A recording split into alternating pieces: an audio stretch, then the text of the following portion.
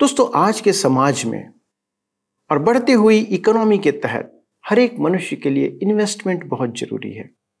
हम सब कुछ ना कुछ निवेश करते हैं और निवेश ऐसा करते हैं कि हम चाहते हैं कि भविष्य में हमें उसका उत्तम प्रत्युत्तर मिले, अच्छा प्रतिफल प्राप्त हो, ताकि हम आने वाले समय में आनंदित रह सकें।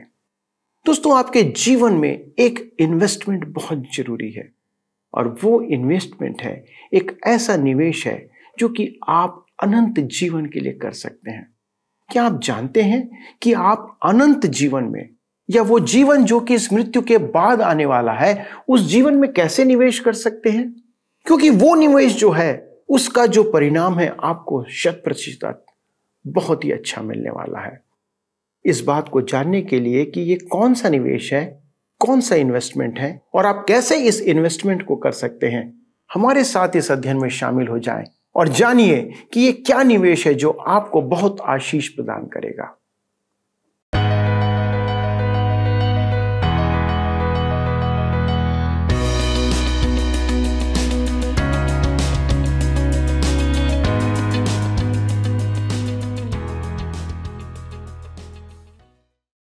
प्रिय मित्रों, जय मसीह की और आप सभी को क्रिस्ट जन्म उत्सव की अनेक अनेक शुभकामनाएं।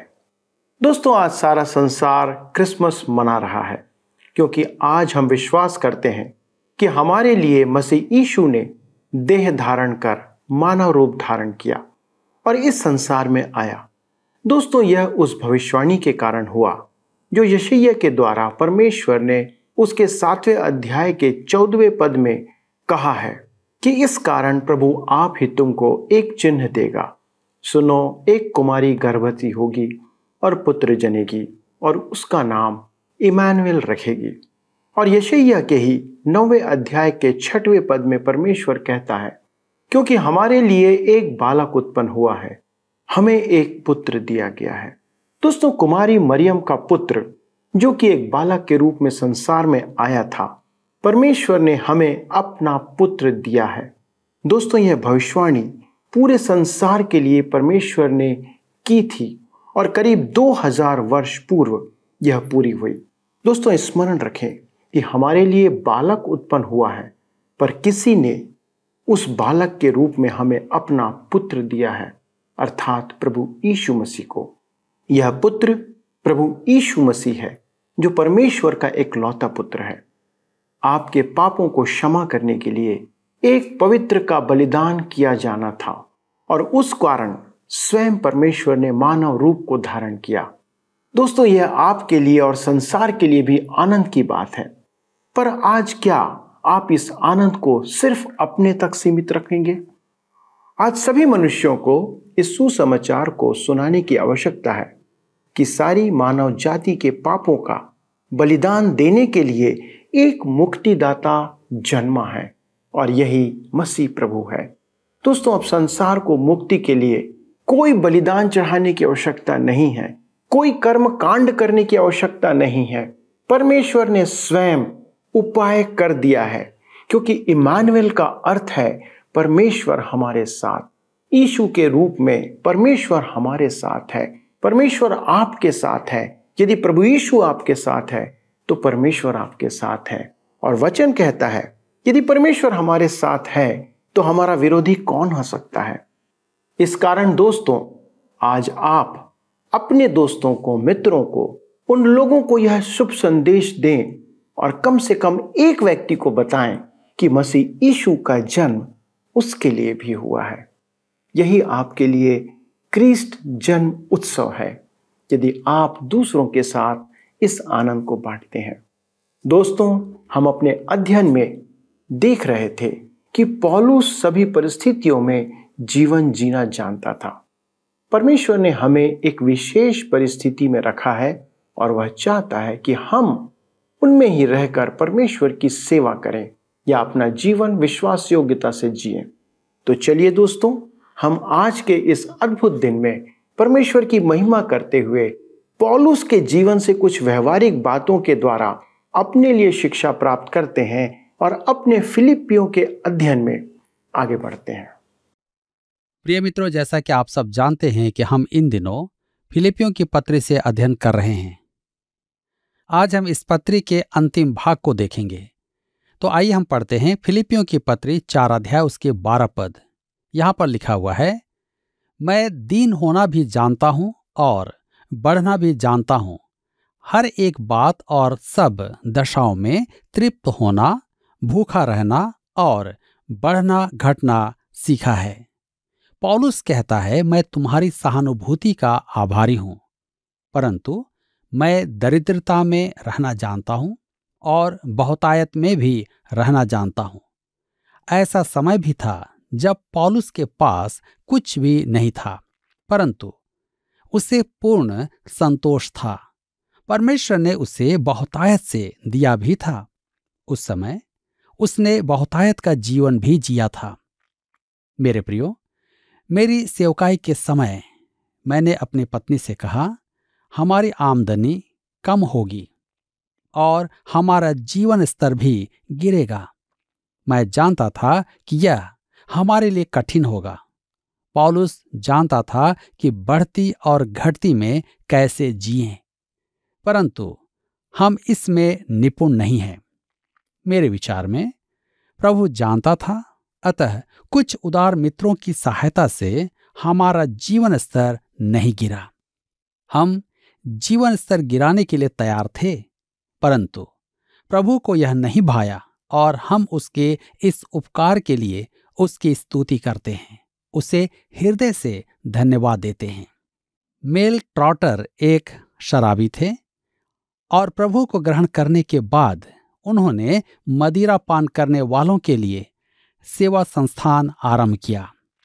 उन्होंने एक होटल के मालिक को, जो शराबी था, प्रभु की शरण में लिया। उसने मेल ट्रॉटर से कहा कि उनकी सभा में जो भी प्रचारक आएगा उसे वह अपने होटल में ठहराएंगे और निर्मोल उसकी सेवा करेंगे। उनकी वार्षिक सभाओं में डॉक्टर हैरी आयरनसाइड प्रतिवर्ष प्रचार करने जाते थे। जब वे वहां पहुंचे तब उन्हें उस होटल के अध्ययन कक्ष में पहुंचाया गया। डॉक्टर आयरनसाइड ऐसे वैभवशाली होटल कक्ष में कभी नहीं रहे थे। उन्होंने मेल ट्रॉटर को फोन करके कहा, मेल, आपको मेरे लिए ऐसी व्यवस्था करने की आवश्यकता नहीं है। मुझे ऐसी सुख सुविधा की आवश्यकता नहीं है। मुझे बस एक कमरा और एक बिस्तर की आवश्यकता है तथा एक बत्ती और एक टेबल की, ताकि अध्ययन करने में आसानी हो। मेल ने उन्हें आश्वासन दिलाया कि उनका वहां ठहरना न तो उनके लिए और न ही संस्था के लिए आर्थिक बोझ है, वह निर्मोल व्यवस्था है। मेल ने कहा, हैरी, पौलुस कहता है कि मैं दीन होना भी जानता हूं और बढ़ना भी जानता हूं। क्या आप इस अध्ययन के आधार पर आज बढ़ना चाहेंगे? मेरे प्रियो, अब हम ऐसे पद को देखेंगे जिसका संदर्भ प्रायः कई बार दिया जाता है, परंतु मेरे विचार में इसका संदर्भ परिस्थिति विशेष में ही दिया जाना चाहिए। यह पद जीवन में व्यवहारिक है। इस पद को जीवन में उपयोगी बनाना चाहिए। तो आइए देखें फिलिपियों की पत्री 4 अध्याय उसके 13 पद। लिखा है, जो मुझे सामर्थ्य देता है उसमें मैं सब कुछ कर सकता हूं। इस पद को ज्यों का त्यों समझना चाहिए। जो मुझे सामर्थ्य देता है उसमें मैं सब कुछ कर सकता हूं। पौलुस कहता है सब कुछ। तो क्या वह वास्तव में सब कुछ कर सकता है? क्या आप छत पर से कूद जाएंगे? पौलुस के कहने का अर्थ है, प्रभु की इच्छा में उसके लिए जो भी है वो सब कुछ वह कर सकता है। प्रभु यीशु सामर्थ्य प्रदान करेगा। प्रभु आपको जो भी वरदान देगा उसे पूरा करने का सामर्थ्य भी देगा। हम देखते हैं वरदान एक विश्वासी के जीवन में पवित्र आत्मा का प्रकाशन है। आप जब तक मसीह में होकर कुछ करेंगे, वह आपको सामर्थ्य प्रदान करेगा। मैं आपको एक उदाहरण देता हूं। मैं रेल यात्रा करना पसंद करता हूं। हवाई यात्रा मैं तब ही करता हूं जब अति आवश्यक हो। रेल यात्रा अधिक रोमांचक है और अधिक आनंददायक होती है। उसमें समय तो लगता है, परंतु आप अपने गंतव्य स्थान पर अवश्य पहुंच जाते हैं। एक रेलगाड़ी है जिसका नाम है राजधानी। वह कहती है, मैं पटरी पर वह सब कुछ कर सकती हूं जो आवश्यक है। मैं सर्वोच्च पर्वत पर चढ़ जाती हूं, चाहे मेरी गति कम हो। फिर मैं उस पर्वत के दूसरी ओर उतर भी जाती हूं। मैं सब कुछ कर सकती हूं। अब यदि वह रेलगाड़ी कहे कि मैं इस मार्ग में चलते चलते ऊब गई हूं, मैं रेगिस्तान की ओर जाना चाहती हूं, और वह पटरी पर से उतर जाए तो क्या होगा? जानते हैं? सर्वनाश। वह रेलगाड़ी असहाय और बेकार हो जाएगी। जब तक वह अपनी निश्चित पटरी पर होगी, तब तक ही वह राजधानी होगी और वह राजधानी का काम करने के योग्य होगी। वह पहाड़ पर चढ़ पाएगी और उतर पाएगी, परंतु ज्यों ही वह पटरी से उतरेगी, वह किसी काम की नहीं रहेगी। मेरे प्रियो, पौलुस अपने बारे में यही कहता है, उसमें मैं सब कुछ कर सकता हूं। यदि आप मसीह की देह के सदस्य हैं, तो प्रभु यीशु आपका सिर है और आपको अपने जीवन में उसकी इच्छा के अनुसार ही काम करना होगा। आपका पथ उसकी इच्छा पर आधारित है। पौलुस के कहने का अर्थ यह नहीं कि वह टिड्डियों के समान कूद कूद कर चल सकता है। मैं जब स्कूल में था तो मैं ऊंची कूद में भाग लेता था, परंतु अब नहीं कूद सकता। मैं सब कुछ नहीं कर सकता, परंतु प्रभु की इच्छा में जो है वह सब मैं अपने उद्धार पाने के समय से इस संसार से उठाए जाने के समय तक कर सकता हूं। आगे कहता है, जो मुझे सामर्थ्य देता है। यीशु ही आपको शक्ति देगा और आपको क्षमता प्रदान करेगा कि आप उसकी इच्छा में जो कुछ है वह सब कर पाएंगे। इसका अर्थ यह नहीं कि वह आप में असीमित शक्ति देता है कि आप जो चाहें सो करें, परंतु वह केवल उसकी इच्छा में जो है उसी को करने की क्षमता प्रदान करेगा। जब आप और मैं मसीह में हैं और मसीह में ही अपने निर्धारित पथ पर चल रहे हैं, तो हम अजेय हैं। हमें कोई नहीं रोक पाएगा। परंतु जिस पल हम उस महिमामय स्थान से पाप करके या अपनी इच्छा के अधीन होकर या फिर सहभागिता की कमी के कारण परमेश्वर की इच्छा से बाहर हो जाएंगे, तो हमारा जीवन ध्वस्त हो जाएगा और हम कहीं के नहीं रहेंगे। यदि हम अपने निर्धारित पथ पर रहेंगे तो मसीह में कुछ भी कर पाएंगे। यूहन्ना रचित सुसमाचार 15 अध्याय उसके 7 पद में प्रभु यीशु ने कहा, यदि तुम मुझ में बने रहो और मेरा वचन तुम में बना रहे, तो जो चाहो मांगो और वह तुम्हारे लिए हो जाएगा। अतः उचित होगा कि परमेश्वर से कुछ मांगने से पहले सुनिश्चित कर लें कि हम कहाँ हैं। जी हां, परमेश्वर की इच्छा में रहना आवश्यक है। मेरे मित्रों, मैं फिर कहता हूं, परमेश्वर की इच्छा में रहना अति आवश्यक है और उसकी इच्छा बाइबल के ज्ञान से ही सुनिश्चित की जाती है। अधिकांश विश्वासी सोचते हैं कि यदि वे शॉर्टकट मारेंगे तो उनकी सब समस्याएं सुलझ जाएंगी। जी नहीं, ऐसा नहीं है। मैंने एक मनुष्य से पूछा जिसने एक मार्ग अपनाने के लिए बहुत पैसा खर्च किया था। उसने मुझे बताया कि उससे उसे और उसके परिवार को कितना लाभ हुआ। उसने कहा कि उनके जीवन में गंभीर परिवर्तन आया। कुछ महीनों बाद मैंने उससे फिर पूछा, आपका वह प्रयोग कैसा चल रहा है? उसने कहा, लौटकर बुद्धू घर को आए। अतः स्पष्ट है कि उसकी समस्या का समाधान उसमें नहीं था। मैंने उससे एक सीधा सा प्रश्न पूछा, आप परमेश्वर के वचन में कितना समय लगाते हैं? मेरे मित्रों, परमेश्वर का वचन ही समाधान है और यह अति सरल है। मैं उसके लिए पैसा नहीं ले सकता।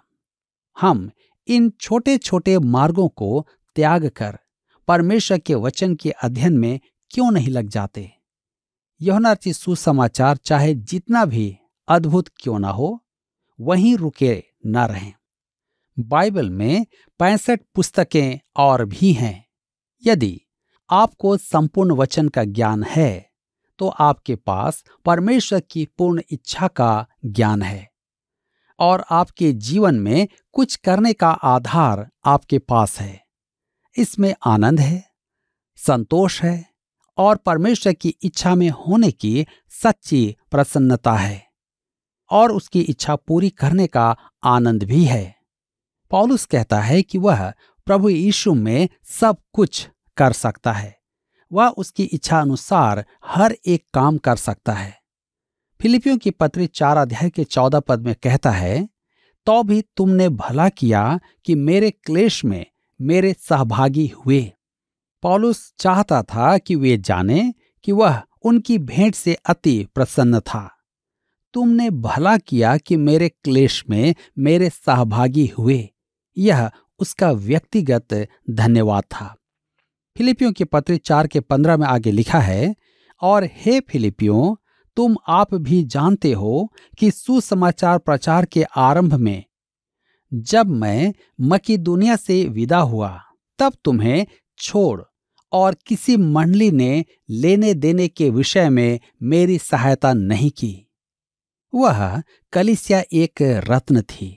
आज भी ऐसी अनेक कलीसियाएं हैं। उनकी सहभागिता अद्भुत थी और उनमें परमेश्वर की बातों के लिए मन था। परमेश्वर उन्हें अद्भुत रीति से आशीष दे रहा था। अतः यह कलीसिया प्रेरित पौलुस के मन में वास करती थी। उन्होंने उसके लिए सहयोग भेजा था। पौलुस उनका मिशन सेवक था।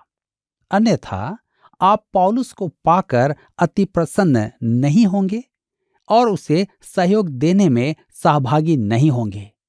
फिलिपियों की पत्री 4 के 16 में आगे लिखा है, इसी प्रकार जब मैं थिस्सलुनीके में था तब भी तुमने मेरी घटी पूरी करने के लिए एक बार क्या वरन 2 बार कुछ भेजा था।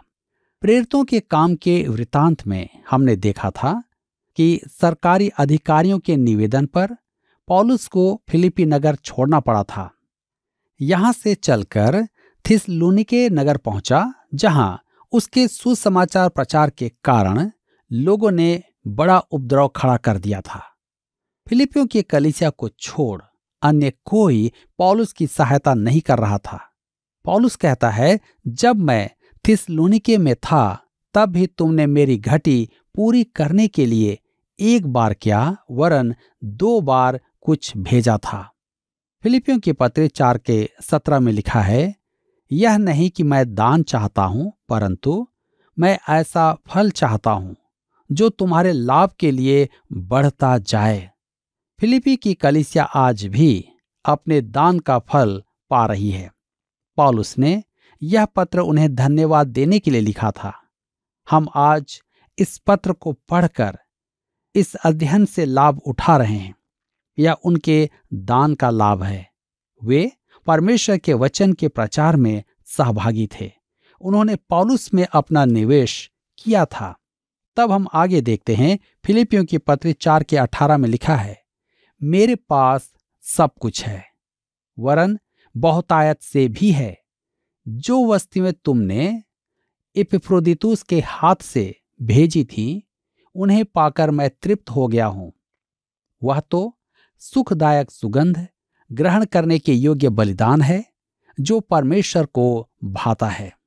मेरे मित्रों, पुराने नियम में याजक पवित्र स्थान में धूप जलाने जाता था और वह मन भावन सुगंध रूप में ऊपर उठती थी। विश्वासी जब दान देता है तो वह याजक के समान परमेश्वर को मन भावन सुगंध रूपी धूप चढ़ाता है। जब भेंट सही और उचित मन से चढ़ाई जाए तो पौलुस जैसा फिलिपी के विश्वासियों से कहता है, वह मात्र दान से कहीं बढ़कर होता है। जी हां, वह परमेश्वर के लिए मन भावन सुगंध है। इसी प्रकार आपका दान भी यदि उचित मन से दिया गया हो तो वह भी ऐसा ही है। हम फिलिपियों की पत्री 4 उसके 19 में पढ़ते हैं, और मेरा परमेश्वर भी अपने उस धन के अनुसार जो महिमा सहित मसीह यीशु में है तुम्हारी हर एक घटी को पूरी करेगा। पौलुस की आवश्यकताओं के निमित्त उनके आत्मत्याग के बारे में सोचकर पौलुस कहता है कि परमेश्वर उनकी सब आवश्यकताओं की पूर्ति करेगा। वह उनकी सुख सुविधा के विषय में नहीं, उनकी आवश्यकताओं के विषय में कहता है। तथापि वह अनेक बार सुख सुविधा भी प्रदान करता है और बहुतायत से करता है। यह केवल उसकी दया का प्रेम है। हम फिलिपियों की पत्री 4 के 20 में पढ़ते हैं, लिखा है, हमारे परमेश्वर और पिता की महिमा युगानुयुग होती रहे, आमीन। महिमान्वन केवल परमेश्वर का है। वह अपनी महिमा किसी के साथ नहीं बांटता है। तब हम फिलिपियों की पत्री 4 उसके 21 और 22 पद में पढ़ते हैं, हर एक पवित्र जन को जो यीशु मसीह में है नमस्कार कहो। जो भाई मेरे साथ हैं तुम्हें नमस्कार कहते हैं। सब पवित्र लोग, विशेष करके जो कैसर के घराने के हैं, तुमको नमस्कार कहते हैं। मेरे प्रियो, वह प्रत्येक विश्वासी का व्यक्तिगत अभिवादन करता है। पौलुस के साथ उपस्थित विश्वासी भी अपना अभिवादन भेजते हैं। यहाँ फिर कहा गया है कि वह राजसी परिवार कैसर के घराने के विश्वासी भी थे। अब वे मसीह के हैं और चाहते हैं कि फिलिपी के विश्वासी उन्हें स्मरण करें। अब हम आते हैं फिलिपियों की पत्री के अंतिम पद में, 4 अध्याय के 23 पद। लिखा है, हमारे प्रभु यीशु मसीह का अनुग्रह तुम्हारी आत्मा के साथ रहे। पौलुस आशीर्वाद के साथ अंत करता है और मैं भी इस पत्री का अध्ययन आशीर्वाद के साथ अंत करता हूं। हमारे प्रभु यीशु मसीह का अनुग्रह आप सब के साथ सदा होती रहे, आमीन। मित्रों, इस पत्री के अंत में हमारे लिए एक अद्भुत आश्वासन है कि हम प्रभु में सब कुछ कर सकते हैं। क्या आप प्रभु के लिए कुछ करना चाहते हैं? आपके मन में परमेश्वर के लिए क्या करने की इच्छा है? परमेश्वर उसका आदर करता है और उसे करने के लिए आपको सामर्थ्य देता है तथा आपके साथ रहता है, रहना चाहता है। दोस्तों, अनेक माध्यमों से आप परमेश्वर की सेवा कर सकते हैं। हमारी संस्था आपका मार्गदर्शन करने के लिए साथ खड़ी हुई है। यदि आप वचन को लोगों तक पहुंचाना चाहते हैं तो हम आपकी सहायता कर सकते हैं। आप परमेश्वर की सेवा में सहयोग प्रदान कर सकते हैं, क्योंकि जैसे पौलुस कहता है कि सेवा में आपका सहयोग एक अनंत निवेश है। यह निवेश परमेश्वर के राज्य के लिए है जो सदा बना रहेगा। दोस्तों, आपके पास जो कुछ है या जो कुछ परमेश्वर ने आपको दिया है, जो योग्यता दिया है, जो रिसोर्सेस दिया है, उसे आप परमेश्वर की राज्य की बढ़ती के लिए निवेश कर सकते हैं। इट इज एन इन्वेस्टमेंट, क्योंकि परमेश्वर का राज्य सदा बने रहेगा। आपका समय, आपकी योग्यता, आपके संसाधन, जो कुछ परमेश्वर ने आपको दिया है, वह परमेश्वर की महिमा के लिए आप दे दीजिए। अब यह हम पर निर्भर करता है कि उसे हम स्वयं के लिए उपयोग करते हैं या परमेश्वर के राज्य के लिए। आइए मित्रों, प्रार्थना करें कि हमारा परिवार और जो कुछ हमारे पास है वह सब परमेश्वर के लिए उपयोग किया जाए। दोस्तों, अगले प्रसारण से हम एक नई पुस्तक का अध्ययन आरंभ करेंगे और अपेक्षा करते हैं कि आप उसमें भी शामिल होकर परमेश्वर के वचन की आशीष प्राप्त करेंगे। आइए दोस्तों, हम प्रार्थना और धन्यवाद के साथ आज के अध्ययन को समाप्त करें। हमारे स्वर्गीय पिता, हम एक बार फिर आपको धन्यवाद देते हैं हमारे सभी दर्शकों के लिए, उनके जीवन में प्रभु जो आपने वचन का आनंद भरा है उसके लिए।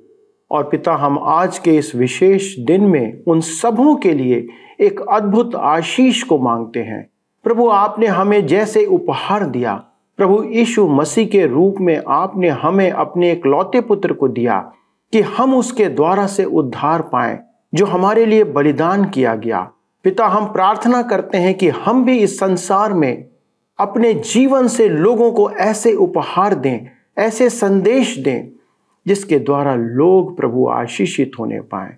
हमारे सभी दर्शकों के लिए प्रार्थना है पिता कि आज का ये विशेष पर्व क्रिस्ट जन्म उत्सव उनके लिए एक अद्भुत दिन रहने पाए, उनके लिए एक अद्भुत गवाही देने का समय हो। और आज प्रभु वो अनेक व्यक्तियों के साथ, मित्रों के साथ इस सुसमाचार को बांटने पाए कि आज उनके लिए भी मसीह यीशु जन्मा है।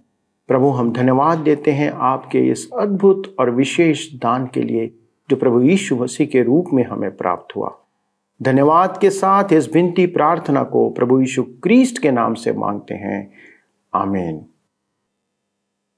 प्रिय दोस्तों, हमारे साथ सहभागी होने के लिए आपको धन्यवाद। एक बार पुनः आप सभी दर्शकों को, आपके परिवार के सदस्यों को, आपकी कलीसिया को क्रिस्ट जन्म दिवस की अनेक अनेक शुभकामनाएं।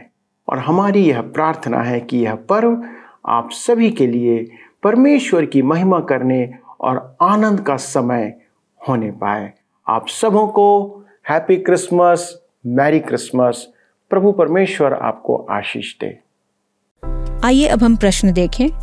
पिछले प्रश्न का उत्तर है डी, संक्षिप्त जीवनी।